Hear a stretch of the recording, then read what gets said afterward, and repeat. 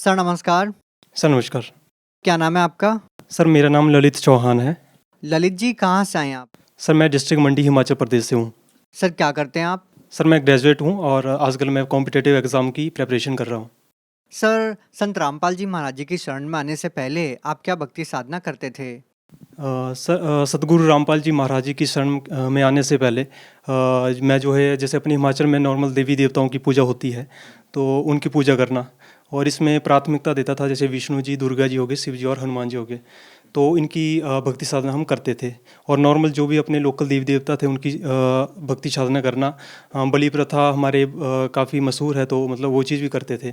साथ में जैसे श्राद्ध वगैरह कर्मकांड जो भी होते हैं वो सारी भक्ति क्रिया हम करते थे। ललित जी जैसे आपने बताया कि आप हिमाचल प्रदेश से बिलोंग करते हैं तो आप बचपन से ही हिमाचल प्रदेश की पारंपरिक पूजाएं आप करते आ रहे थे। तो आपने संत रामपाल जी महाराज जी से नाम दीक्षा क्यों ली?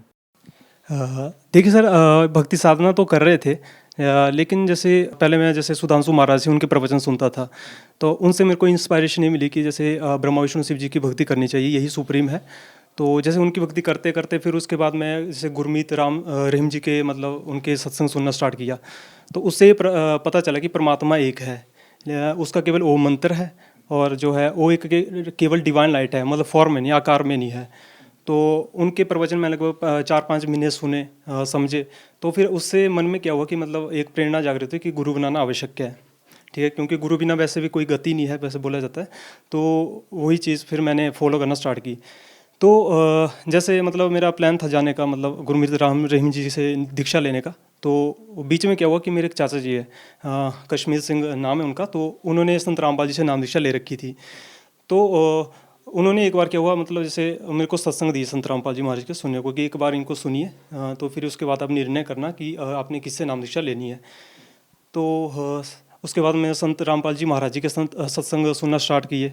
मैंने लगभग 6-7 महीने मतलब सुने थे। तो उसमें से मेरे को पता चला कि ब्रह्मा विष्णु में से भी कोई ऊपर शक्ति है। जब मैं छोटा था तो दिमाग में क्वेश्चन पैदा होता था कि मतलब ब्रह्मा विष्णु महेश, मतलब इनका जन्म कैसे हुआ और क्यों हुआ, मतलब क्या, मतलब कहाँ से आए हुए हैं। तो उस चीज़ का आंसर मेरे को नहीं मिल पाया था पहले। तो जैसे संत रामपाल जी महाराज जी से नाम दीक्षा ली, तो उसके बाद उनका ज्ञान वगैरह सुना, तो तब करके मेरे को पता चला कि ब्रह्मा विष्णु महेश मतलब इनके भी माता पिता है और इनकी भी उत्पत्ति और ये मतलब जन्म मृत्यु में आते हैं। ललित जी जब भी हम संत रामपाल जी महाराज जी के शिष्यों से मिलते हैं तो वो निस्संदेह बताते हैं कि संत रामपाल जी महाराज जी सभी शास्त्रों के अनुसार भक्ति विधि बताते हैं। लेकिन हमें ये भी सुनने में आता है कि संत रामपाल जी महाराज जी देव देवताओं की भक्ति छुड़वाते हैं। आप हिमाचल प्रदेश से बिलोंग करते हैं, हिमाचल को देवी देवताओं की भूमि कहा जाता है। क्या वास्तव में संत रामपाल जी महाराज देव देवताओं की भक्ति छुड़वाते हैं? नहीं, देखिए, जब मैं संत रामपाल जी महाराज जी से नहीं जुड़ा था, जब तक इनका ज्ञान नहीं सुना, तो मेरे को भी ये लगता कि मतलब यही बात सच है कि संत रामपाल जी महाराज देवी देवताओं की पूजा छुड़वाते हैं, ब्रह्मा विष्णु शिव की पूजा छुड़वाते हैं। तो जैसे संत रामपाल जी महाराज जी का ज्ञान सुना तो उसे पता चला संत रामपाल जी महाराज देव देवताओं की पूजा छुड़वाते नहीं, बल्कि उनको मतलब मतलब शास्त्र अनुकूल बताते हैं, जैसा हमें हमारे भगवत गीता में बताया है। तो उस तरीके से वो हमको भक्ति साधना बताते हैं। जैसे हर एक जो धर्मगुरु है उनकी थ्योरी वैसे अलग है। अब जैसे सुधांशु महाराज जी के जैसे प्रवचन सुनता था तो ब्रह्मा विष्णु शिव जी को सुप्रीम बताते थे। गुरमीत राम रहीम जी के वचन सुने तो उसे पता चला कि परमात्मा निराकार है और उसका केवल वो मंत्र है। लेकिन जब संत रामपाल जी महाराज से नाम दीक्षा मतलब उनका सत्संग वगैरह सुना, तो उसके बाद पता चला कि सुप्रीम कोर्ट कोई और है, वो साकार भी है और मतलब एक जैसे एक ह्यूमन बॉडी होती है वैसे उनके शरीर का भी आकार है।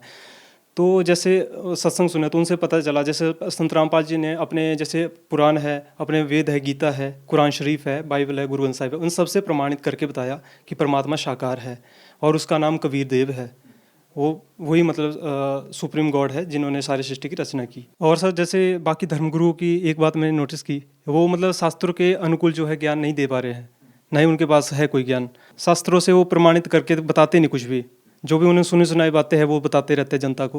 तो संत रामपाल जी महाराज की एक बात अच्छी लगी थी जब मैंने सुना था, तो उन्होंने प्रमाण सहित बताया ब्रह्मा विष्णु महेश की उत्पत्ति कैसे हुई और पूर्ण परमात्मा कबीर देव जी कैसे हैं। उन्होंने सारे मतलब सदग्रंथों से प्रमाण दे के बताया है। सर संत रामपाल जी महाराज जी के शिष्यों से जब हम मिलते हैं तो वो दावा करते हैं कि संत रामपाल जी महाराज से नाम दीक्षा लेने के बाद उनके बड़े बड़े रोग दूर हो जाते हैं, उनके दुखों का निवारण हो जाता है, भूत प्रेत जैसी समस्याएं दूर हो जाती है। क्या आपके साथ भी ऐसा कोई अनुभव हुआ है? सर जैसे हम पहले ना देखो देवी देवताओं की भक्ति करते थे, तो घर में से क्लेश वगैरह लड़ाइयाँ वगैरह काफ़ी ज़्यादा होती थी, मतलब मारपीट इतनी हो जाती थी जैसे मतलब ऐसा लगता था कि कभी कभार कोई हत्या भी ना हो जाए। तो जैसे घर में जैसे दादाजी वगैरह पापा जी वगैरह काफ़ी ड्रिंकिंग वगैरह करते, स्मोकिंग वगैरह काफ़ी करते, डेली करते थे। तो वैसे मतलब उनको उस चीज़ को ख़त्म के लिए हमने मतलब जैसे दवाइयाँ वगैरह भी दी, लेकिन कोई फ़र्क नहीं पड़ा। कुछ दिन आराम रहता, लेकिन फिर से वही स्थिति स्टार्ट, लड़ाइयों वाली। तो उस टाइम अपना जैसे मतलब छोटे थे तो मतलब स्टडी का भी मतलब पढ़ने की उम्र थी, तो वो भी काफ़ी वो डिस्टर्ब हुई थी उस टाइम। तो जैसे आर्थिक स्थिति भी काफ़ी कमज़ोर हो गई थी, जितना कमाते थे वो भी मतलब घर पे नहीं उससे गुजारा हो पाता था। तो और जैसे बीमारियां भी काफ़ी मतलब वो थी। तो जैसे संत रामपाल जी महाराज जी से नाम दीक्षा ली तो सबसे पहले तो नशे से छुटकारा मिला। मतलब जैसे दादाजी वगैरह पीते तो धीरे धीरे नशा घर के बाहर हो गया, मांस वगैरह खाते थे वो भी ख़त्म हो गया। तो पहले तो नशे से निजात मिली, फिर उसके बाद पापा जी ने नाम दीक्षा ले ली तो उनका भी नशा ही परमात्मा की कृपा से एकदम छूट गया। वैसे आपने कई ऐसे संस्थान देखे हुए जो नशा मुक्ति केंद्र है, तो वैसे वहाँ पे भी उतनी जल्दी फर्क नहीं पड़ता, लेकिन संत रामपाल जी महाराज के पास वो वचन शक्ति है जिससे कि मतलब हर एक किसी का कोई भी नशा हो, कितना भी बड़ा स्मोकर क्यों ना हो, वो सारा कुछ उससे निजात मिल सकती है। आज आर्थिक स्थिति थी वो भी सर कमज़ोर थी, लेकिन संत रामपाल जी महाराज जी जुड़ने के बाद जो है एक पापा जी के प्राइवेट कंपनी में, एफकॉन कंपनी में उनको जॉब वगैरह लगी। और जैसे मंदिर वगैरह में जाते थे तो वहाँ पे बताते थे कैसे भूत प्रेत की समस्या आपके घर पे है, तब करके आपके घर में लड़ाई होती है, तो आप ये करवा लो वो करवा लो। तो वो सारी चीज़ें करवाई, लेकिन उससे कोई फ़र्क नहीं पड़ा। तो जैसे सतगुरु रामपाल जी महाराज से नाम दीक्षा ली तो चीज़ें सारी कंट्रोल में आ गई सारी। इस समय परमात्मा की कृपा से घर में सुख शांति है। सर, संत रामपाल जी महाराज जी ये भी कहते हैं कि जो 3 ताप की समस्याएँ हैं, 3 ताप के जो पाप कर्म हैं, वो केवल कबीर परमात्मा ही काट सकते हैं। और जो हम अन्य संतों से सुनते आए हैं कि पाप कर्म तो भोगने से ही समाप्त होते हैं। तो इसके बारे में आप क्या कहना चाहेंगे? देखिए, पहले बात करता हूँ जो भी अन्य धर्मगुरु है उनकी थ्योरी यही है कि मतलब जो हमें हमारे कर्म है, जो तीन ताप का जो कष्ट है वो हमें भोगना ही पड़ेगा। लेकिन आज तक हमें ये ज्ञान नहीं था कि पूर्ण परमात्मा है कौन, और हमें पूर्ण संत की भी पहचान का नहीं पता था। तो जैसे संत रामपाल जी महाराज जी जो एक पूर्ण संत है इस धरती पर इस वर्तमान समय में, तो उन जो हमें भक्ति साधना बताते हैं वो पूर्ण परमात्मा की बताते हैं, पूर्ण परमात्मा कबीर साहब जी की बताते हैं। तो जिससे क्या होता है, हमारे वेद भी इसकी गवाही देते हैं कि जब आप पूर्ण संत के माध्यम से पूर्ण परमात्मा की भक्ति करते हो तो उसके आपके तीनों ताप, आपके जो भी पाप है सारे नाश हो जाते हैं। तो आज वो संत रामपाल जी महाराज हमें मंत्र दे रहे हैं और उनकी कृपा से हमारे जो पाप जो है नष्ट हो रहा है। और सर जैसे संत रामपाल जी महाराज जी ने श्रीमद् देवी भागवत से भी प्रमाणित करके बताया है कि जो ब्रह्मा विष्णु शिव जी है वो खुद जन्म मृत्यु के चक्र में है और ये हमारे पाप जो है नाश नहीं कर सकते। और वो भी खुद बोलते हैं कि हम सिर्फ कर्मानुसार किसी मतलब कार्य करते हैं, कर्मानुसार ही किसी को दे सकते हैं, उससे ना कम कर सकते ना ज़्यादा कर सकते। तो आज संत रामपाल जी महाराज जी ने बात बताई कि पूर्ण परमात्मा केवल कबीर साहब है और वही केवल हमारे जो पापों को नष्ट कर सकते हैं। यही कारण है सर अपने जैसे मतलब शास्त्रानुकूल को साधना करने से हमारे हिमाचल प्रदेश में भी भूतों की समस्या काफ़ी है, नशे की समस्या काफ़ी है, पूरा यूथ जो है पूरा मतलब इस टाइम बिगड़ चुका है मैक्सिमम। तो ये चीज़ें हैं जो संत रामपाल जी महाराज जी के ज्ञान से अब दूर होंगी।